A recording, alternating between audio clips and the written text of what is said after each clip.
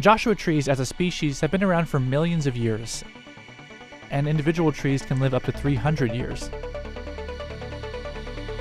However, a recently released report from UC Riverside shows that the famous trees may not survive much past the 21st century. Lynn Sweet is a plant ecologist at UCR and the project's lead researcher. She says the goal of the study was to see the future of where Joshua trees will be in Joshua Tree National Park. So essentially what we did is we did a survey of these 300 by 300 meter plots. We had 14 of them spread across the park, and we essentially did a census. We counted every single tree in the plot. So the team took volunteers out and fanned them out across the park, measuring over 4,000 trees for such things as height, size, and the quality of the soil.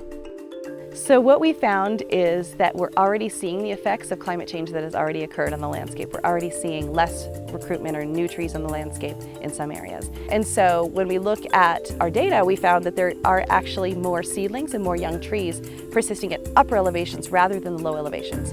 This is due to lower elevations being too hot and dry. Sweet describes this change as a tree migration.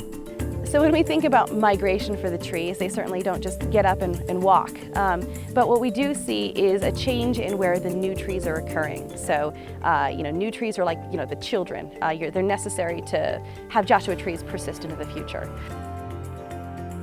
They have rather large seeds, actually. These trees don't migrate very fast because they can't disperse very far.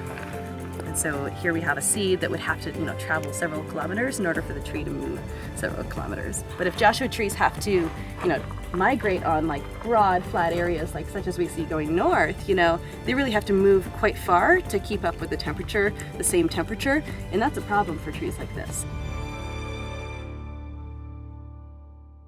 However, the study also finds that wildfires are a risk due to smog from neighboring cities. That smog actually is laden with nitrogen, and so the nitrogen deposits on the landscape. This pollution fertilizes the grass on the landscape, and that grass is tinder for wildfire. The research provides multiple scenarios for the future. In the best case scenario, major efforts to reduce climate change would save about 19% of the tree's habitat after the year 2070. In the worst case scenario, with no reduction in carbon emissions, only 0.02% of the Joshua tree's habitat will remain.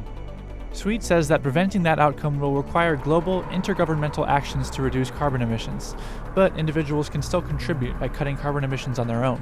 I hope that people, when they come out and look at Joshua trees or hear about this, it's something that they can grab onto and understand that the things that we do might have a real effect on whether the trees persist for the future.